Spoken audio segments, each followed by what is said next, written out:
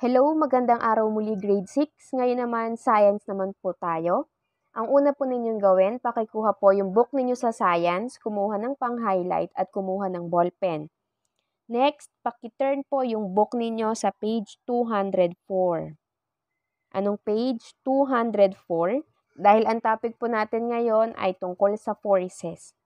Sabi sa page 204, every time objects start or stop from moving, force is responsible. Forces press on you and you use them to press on objects. Force constantly affects us.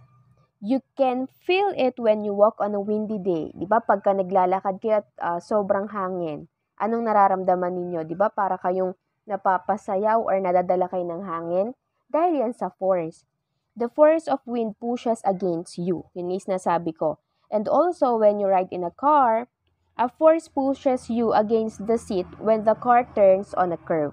Diba? Every time napapaling yung sasakyan ninyo, napapapaling rin kayo. Doon pa lang, ina-apply na siya agad ng force.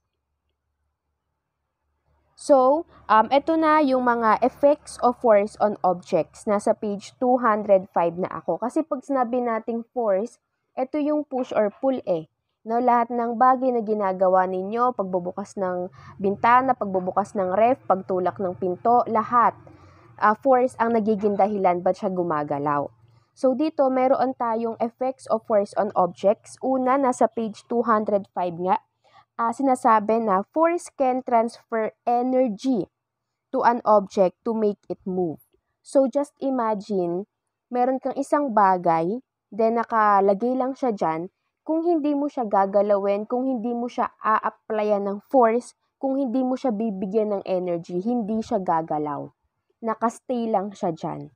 No? So sabi sa example, a man applies force to lift the handle of the push cart and applies force to push the cart. Kung hindi magbibigay ng force yung tao dito sa screen natin, hindi niya magagawang ma-move yung cart niya from one place to another. So, yun yung unang-unang effect ng force sa objects. And then, pangalawa, nasabi dito na force can stop a moving object. So, paano kaya nasabi na napapatigil ng force ang isang gumagalaw na bagay? Diba? Just for example, the driver of the vehicle steps on the brake to stop the car. Alam ko, hindi pa naman kayo siguro nakakapag-drive, pero pag napapansin ninyo, mga parents ninyo, mga kuya ninyo, or kapatid ninyo, once na nakasakay kayo, di ba, umaandar kayo, then suddenly magi-stop siya. Ba't siya nag-stop? Kasi nag-apply siya ng force doon sa paa niya para mapindot or matapakan niya yung brake. Through that, napastop niya ang moving object. Di ba? So, sinasabi pa na, by applying force on the brakes, the vehicle would stop. Pwede bang sabihin natin na, oy, kotse, mag-stop ka? Hindi, kasi kailangan natin ng force para ma-stop talaga yung object na yon. Another example is when a driver in a car suddenly sees a dog crossing the street. For example, driver ka, may nakita kang aso, o anong gagawin mo? Bubungguin mo ba siya? Hindi, di ba? Mag-a-apply ka ng force para mag-brake, para huminto yung sasakyan, and para makatawid yung aso. So, he or she immediately applies force on the brake to stop the car from moving. Yun yung pangalawang effect. Next, number 3, force can change the speed of a moving object. So, syempre, di ba, yung speed, yun yung how fast or slow yung isang object. Di ba, kapag tayo nagbabike, ano ang nararamdaman ninyo, anong ginagawa ninyo, di ba? Minsan, kapag sobrang magandang daan, binibilisan ninyo, di ba? Ipepedalin nyo siya ng mabilis. O for example, nagbabike si Prince Lord, tapos ang ganda-ganda ng daan. Anong gagawin ni Prince Lord, di ba? Bibilisan niya. So, ibig sabihin, papadyakin niya ng mabilis. Magbibigay siya ng malakas na force. Through that, bumilis yung kanyang speed. Pero pag nakikita ni Prince Lord na medyo rough road na, marami ng bato, anong gagawin niya? Magbabagal na siya. So, sinasabi na ang force, pwede niyang mabago yung speed ng isang moving object. Ano pang example? When a person pushing the pushcart reaches the end of the lane, he or she applies force to slow down the speed. Similarly, The driver of a car will step on the brake as he approaches a stop. So, yun yung example natin. Number 4, ano pa kaya nagagawa ng force sa object? Sinasabi na force can change the size and shape of an object. Kitang-kita naman sa picture, di ba? Nung in-applyan mo siya ng puwersa or binigyan mo siya ng force, nag-iba yung size, di ba? Nag-iba yung shape ng isang object. So, sinasabi, you exert force when you tear a paper, stretch a rubber band, and squeeze a rubber ball. So, itong mga picture na nasa itaas ninyo, yan dapat yung mga itsura, pero nung binigyan mo siya ng force na iba yung kanyang itsura. When you tear, press, stretch, and squeeze on an object, you change the size and shape of it. Force has the ability to change the size and shape of an object. Number 5, force can change the position or direction of movement of an object. So, sabi dito, have you watched a game of volleyball? O, ano napapansin ninyo sa volleyball? Diba, nagbabayuhan sila, nag-i-spike sila, and naiiba, diba, yung direction or yung position ng bola? Depende yon sa force na ibinibigay ng mga players. Force changes the direction of a moving ball. When a player strikes the ball that is presently in his court, it flies up and moves to another direction. Napupunta sa court ng kalaban. Dito, force has the ability to change the position or direction of movement an object has. Ano pa another example natin? As you ride a bicycle and move into a curve, papaling halimbawa kayo habang nagbabike, you will have to exert force to change the direction of the bicycle. Siyempre, di ba papaling kayo eh.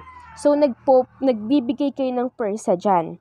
Similarly, when a driver exerts force on the steering wheel, he or she can decide on what direction to bring the car. And also, ito pa example natin, sa inyong mga screen, for example, yung bola mag-change yung direction and moves away from the batter kasi pinalo niya eh. So, ibig sabihin, ano mangyari sa bola? Dahil binigyan siya ng force, mapupunta siya sa ibang direction. Pati ito rin nagsisiso, di ba? Nung nag-force, naiiba yung position, minsan nasa taas ka, minsan nasa ibaba ka. So, yun, grade 6, yung mga effects of force on objects. Ulitin ko. Yung una, force can transfer energy to an object to make it move. Pangalawa, force can stop a moving object. Pangatlo, force can change the speed of a moving object. Number 4, force can change the size and shape of an object. 5, force can change the position or direction of movement of an object. Next discussion natin ay yung kinds of forces. Nasa page 207. Astronauts in space experience many kinds of forces. These forces also exist around us on Earth. These forces are gravitational, magnetic, electric, and strong and weak nuclear force. Pero pasok din po sa klase ng forces ang frictional force and ang centripetal and centrifugal force. Pero itong naunang apat may tawag sa kanya base sa libro. Kung nakakasunod, sige nga magsalita ka nga po dyan. Ano ang tawag doon sa unang apat na yon?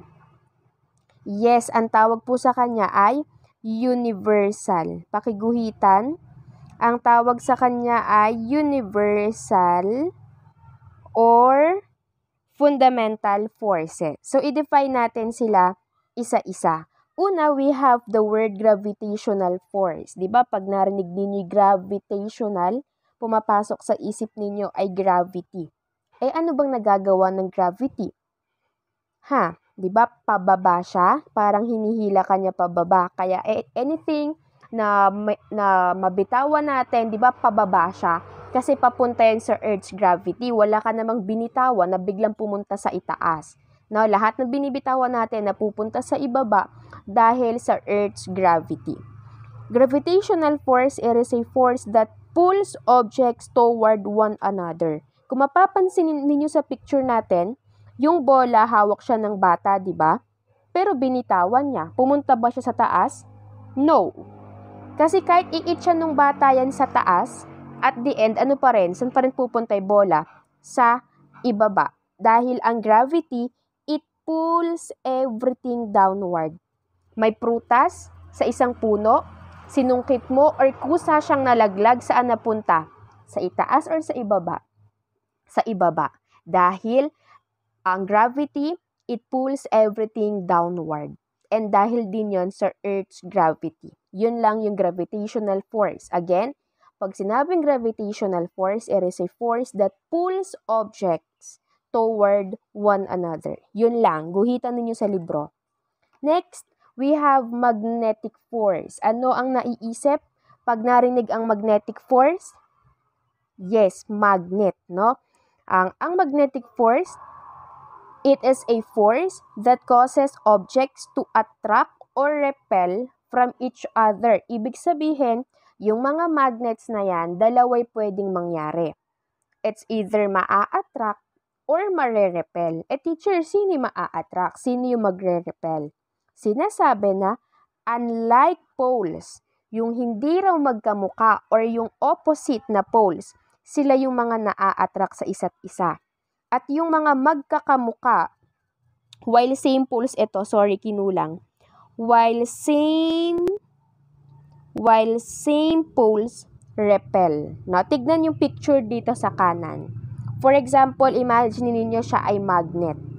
Ang magnet kasi meron siyang north and meron din siyang south. Kapag raw itong pinagdikit mo ay opposite or magkaiba, sila ay maa-attract. Diba? Kaya sinasabi na opposites do attract. Ibig sabihin, maa-attract sila. Yan yung attraction. Pero dito sa repulsion, tignan ninyo, magkamuka ang S. Ibig sabihin, south. Pinagdikit ang parehong south, pinagdikit ang parehong north. Anong nangyayari sa kanila? Tignan niyo yung arrow. Palayo. Diba? Ayaw nila sa isa't isa. Magkamuka sila, ayaw nila sa isa't isa. Pero itong itaas, dahil magkaiba sila, nagdidikit yung arrow. Tandaan, kapag magkamuka ang pinagdikit mo, magre-repel yan, maghihiwalay. Pero kung opposite ang pagdidikitin mo, magsasama sila, magdidikit sila. Now, yun lang yung kay magnetic force. Next po ay mayroon tayong electric force. It is the force that exists between charged particles. It is much stronger than gravitational force. So dito, tandaan na lang natin, mayroon siyang positive and negative. Kung mapapansin ninyo, di ba, kapag nagkakabit kayo ng battery, anong napapansin ninyo? Pag pinagdikit nyo yung parehas na flat, may nangyayari ba? Wala. Kasi yung dalawang pinagdidikit nyo na yun, negative. Para siyang gravitational force, pero sinasabi dito, pag pinag-compare natin yung electrical at saka yung gravitational, mas malakas daw si electric force, no? Tandaan, mas malakas si electric force compare kay gravitational force, pero dito may naa-attract din and may nare-repel. Mag-a-attract siya kung pinagdidikit mo yung magka-opposite. Kaya pag nagkakabit ka ng battery, yung isa flat, tapos yung isa, yung medyo may umbok ng kaunti, di ba? Yun yung pinagdidikit mo and then gagana yung remote.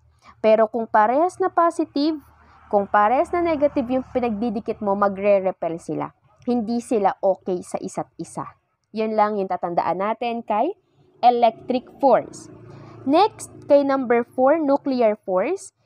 It holds the particles in the nucleus together. Mayroon tayong dalawang klase ng nuclear force. We have the strong nuclear force and weak nuclear force.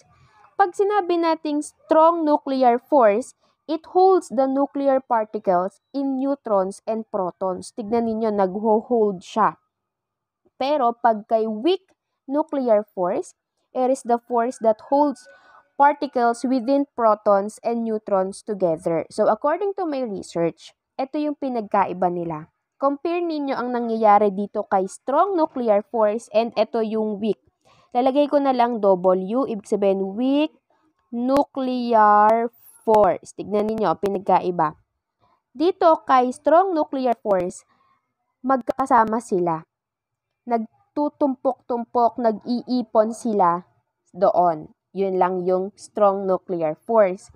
Pero dito, kay weak nuclear force, dahil siya ay weak, naghihiwalay-hiwalay sila. No, yun lang yung palatandaan natin.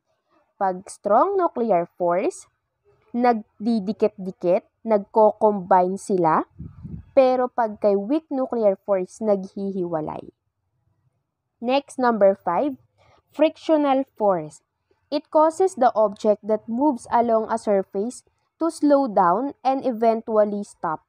Frictional force can be observed when you move a table or chair without wheels. Ito kasi yung friction.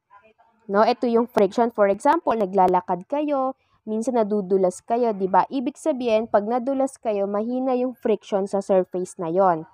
Pero for example, doon kayo naglalakad sa rough road, sa rough yung surface, 'di ba magalas? Ibig sabihin, malakas yung friction doon. Mahalaga ba yung friction sa atin? Yes. Kasi mag-imagine kayo kung walang friction, no? E di nagkanda dulas-dulas na tayo sa kung nasaan man tayo. And mag-imagine kayo, pag nagtutulak kayo ng chair, saan mas mabilis magtulak or saan mas madali magtulak? Sa magalas or sa smooth lang? 'Di ba sa smooth? Ibig sabihin kasi, nung nagkaroon ng contact, yung smooth na surface at saka yung ilalim ng table, mahina yung friction kaya mabilis mong naitutulak yung table. Pero kung nagka-contact yung rough or yung magalas at saka yung table, mahihirapan ka kasi parang lumalaban yung ilalim, 'di ba? Lumalaban yung floor. Dahil yon sa friction, malakas yung friction doon. No? So yun lang yung frictional force. And then yung huli, we have centrifugal and centripetal force. Vehicles can move in a circular motion because of two forces, the centripetal and centrifugal force. Centripetal force is a force that pulls objects inward. Yun lang ang palatandaan natin. Pag centripetal force, inward siya. Pero pagka, centripetal inward, papasok, paloob. Pagka naman centrifugal force, outward force that pulls object away. Away, paalis. Away. So, yan lang. If ever na pag-drawingin ko kayo kung anong pinagkaiba ng centripetal and centrifugal, ito lang yung gagawin ninyo. Pag centripetal, papasok yung arrow, papasok yung object, pero pag centrifugal, palabas.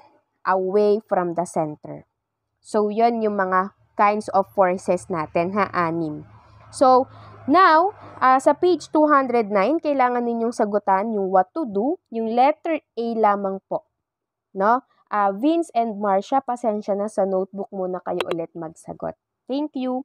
And then sa page 211, may space dyan. Pag binuklat nyo sa page 211, you need to cite 10 activities that you usually do that applies forces. Diba sabi ko sa inyo kanina, ang dami-daming forces na nagagawa natin. For example, yung pagpabrush ng hair nyo, pagsusulat ninyo, ngayon kayo magbigay. Magbigay kayo ng 10 activities na ginagawa ninyo na nakakapag-apply kayo ng forces. Ilagay nyo po iyan sa page 211. Okay? So, yun lamang po ang ating discussion for today. Pakigawa na po yung activity na ito. And also, pakitapos yung pinapagawa ko doon sa may MS Word. Kung walang printer, sulat na lamang po ang inyong sagot. Okay, goodbye grade 6.